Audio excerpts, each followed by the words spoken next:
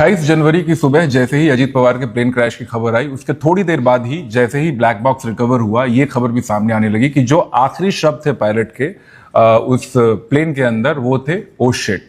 ना कोई मेडे कॉल और ना ही किसी तरह की वो एटीसी से संपर्क करके हेल्प के लिए वो कॉल कर पाए। बिल्कुल भी वक्त नहीं बचा, वो सिर्फ ओ शिट कह पाए।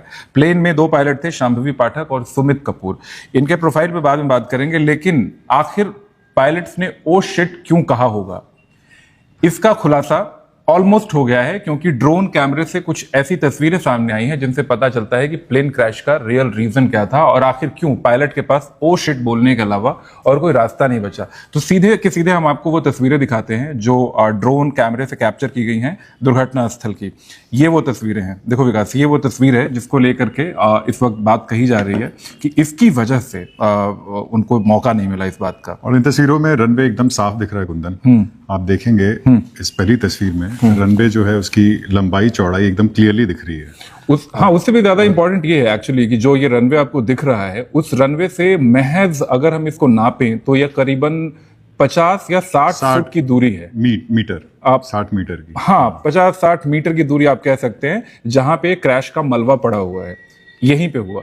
तो बेसिकली जब प्लेन लैंड कर रहा होता है, अगर जिन्होंने प्लेन की लैंडिंग करीब से देखी है उनको बहुत अच्छे से समझ में आएगा कि यहाँ पे क्या हो सकता है। आप एक्सप्लेन कर पाएंगे क्या इसको? जैसे मुझे जो तस्वीरों से देख के लग रहा है, समझ में आ रहा है, वो ये है कि जो पायलट थे वो इस रनवे पे लैंड कराना चाहते थे, और क्योंकि ऐसा बताया जा रहा है कि उस इलाके में उस वक्त, क्योंकि सुबह का वक्त था, फॉग बहुत ज्यादा थी, अमूमन नहीं रहती है लेकिन क्योंकि फॉग बहुत ज्यादा थी तो वहां पर मैनुअल लैंडिंग हो रही थी। मतलब उनके पास वो जैसे जो बड़े एयरपोर्ट्स पे जो इक्विपमेंट्स रहते हैं लैंडिंग के, ऑटोमेटिक इक्विपमेंट्स रहते हैं, वो नहीं थे और मैनुअल लैंडिंग यहाँ पे वो कोशिश कर रहे थे पायलट। लेकिन क्योंकि फॉग बहुत ज्यादा थी उन्हें रनवे दिखा नहीं, और जब तक उन्हें पता लगा, समझ में आया कि वो रनवे से लगभग 60-70 मीटर लेफ्ट साइड पे हैं और उनके पास मौका नहीं था कि वो सही जगह लैंड करा पाते। और ये मुश्किल एक बार नहीं हुई थी, मैं आपको बताऊं, जो रिपोर्ट सामने है उसके हिसाब से ये दोबारा लैंडिंग की कोशिश थी। पहली बार जब वो लैंड करने की कोशिश कर रहे थे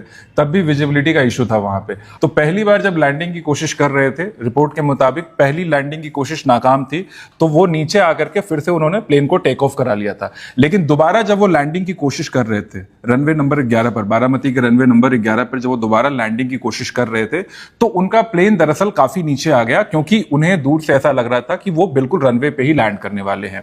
50-60 मीटर का ये जो फासला था रनवे में और क्रैश जहां पे हुआ है, जो लैंडिंग प्लेस है उस जगह में, ये शायद उनकी आंखें जज नहीं कर पाई उस वक्त तक, जब तक कि बहुत देर नहीं हो गई थी। और ये एक और वीडियो भी जारी हुआ है जिसमें दिख रहा है कि प्लेन जो है वो वर्टिकल हो गया था ऑलमोस्ट। मतलब जब तक उन्हें समझ में आया कि वो रनवे से दूर हैं और कोशिश की वापस रनवे पे आने की, तो प्लेन जो हॉरिजॉन्टल था वो ऑलमोस्ट वर्टिकल हो गया था। प्लेन को जब आप लैंड कराने की कोशिश कर रहे होते हैं तो आप प्लेन की जो स्पीड होती है उसको कम करते हैं। प्लेन के पायलट जो होते हैं वो प्लेन की स्पीड को कम करते हैं, क्योंकि हवा में प्लेन की स्पीड लगभग 750-800 मील प्रति घंटा के आसपास की होती है। लेकिन जब प्लेन जमीन पे लैंड कर रहा है तो उसकी जो वेलोसिटी है उसको कम करना बहुत जरूरी है ताकि प्लेन सेफली लैंड कर सके। अब ऐसे में जब प्लेन की स्पीड धीरे धीरे कम की जा रही हो, दोबारा टेक ऑफ कर पाना उस जगह से बड़ा मुश्किल होता है, लगभग नामुमकिन। वो भी खास तौर से जब प्लेन और जमीन के बीच में फासला अगर बहुत कम हो चुका है तो आपके लिए टेक ऑफ करना बहुत ही मुश्किल होगा, क्योंकि टेक ऑफ करने के लिए भी आपको एक कम से कम मिनिमम ऊंचाई चाहिए जहां से आप उसको टेक ऑफ करके प्रॉपर आगे निकल सके।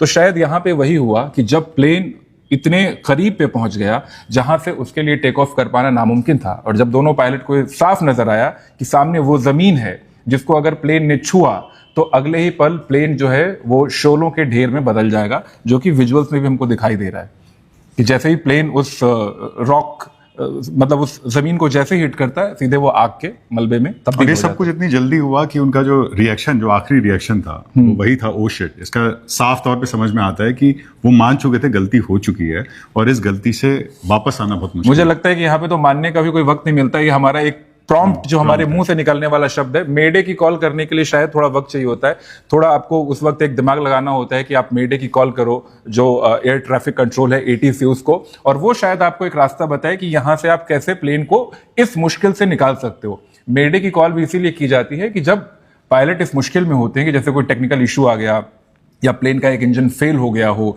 या कुछ और ऐसा टेक्निकल इशू आ गया जिसमें एयर ट्रैफिक कंट्रोल उनकी मदद कर सके, तो वो मेडे की कॉल देते हैं जो कि सीधे एयर ट्रैफिक कंट्रोल से कनेक्टेड होती है। लेकिन इसके लिए भी एक प्रॉपर थोड़ा सा उनको वक्त चाहिए।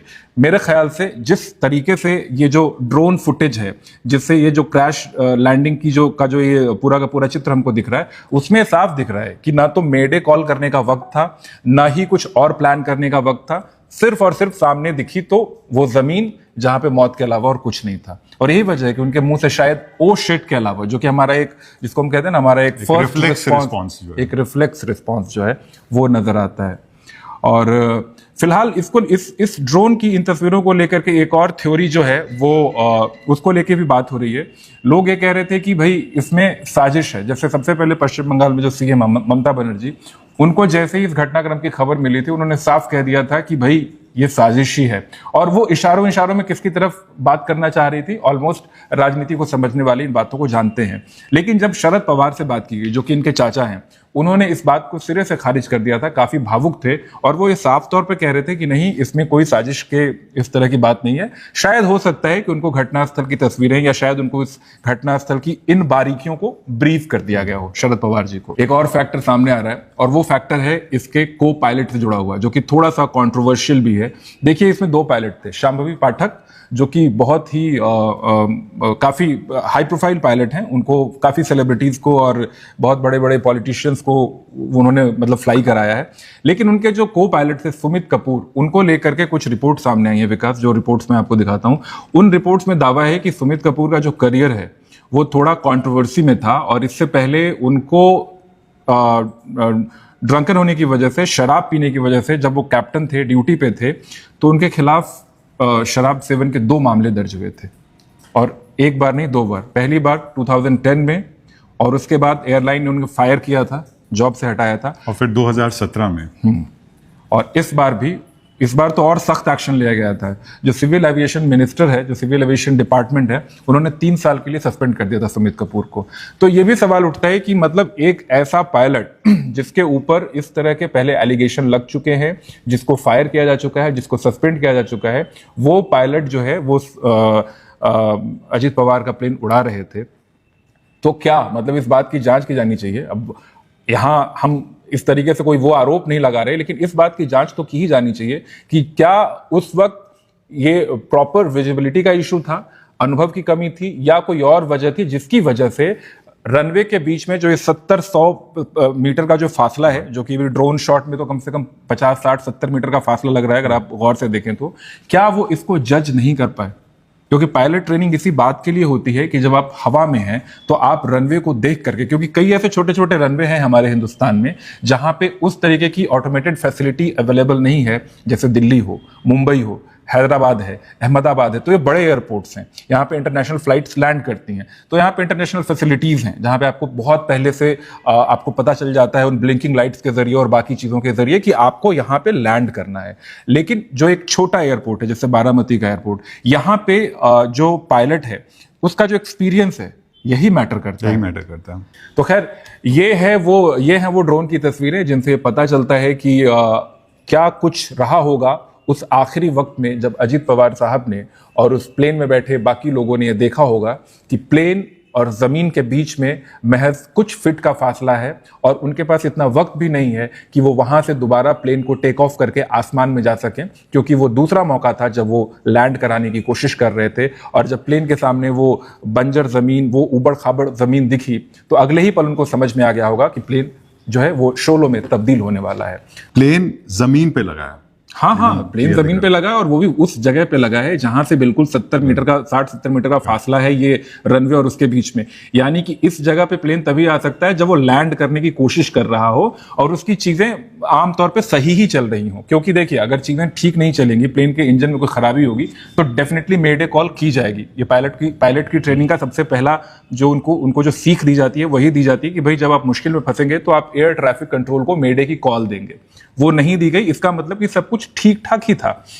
तो इस वजह से ये जो तस्वीरें हैं ये बहुत हद तक, जो अब इसकी जांच होगी और जांच के जो नतीजे सामने आएंगे, ये तस्वीरें बहुत हद तक सही दिशा दिखाएंगी और ये बताएंगी कि दरअसल बारामती के रनवे नंबर 11 पर आखिरी वक्त में हुआ क्या था।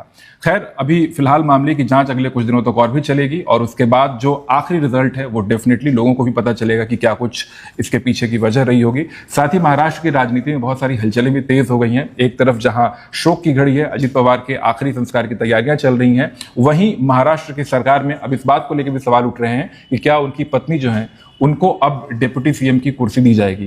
खैर, इस मामले को लेकर आगे भी जो भी अपडेट होगा वो हम आप तक पहुंचाने की कोशिश करेंगे।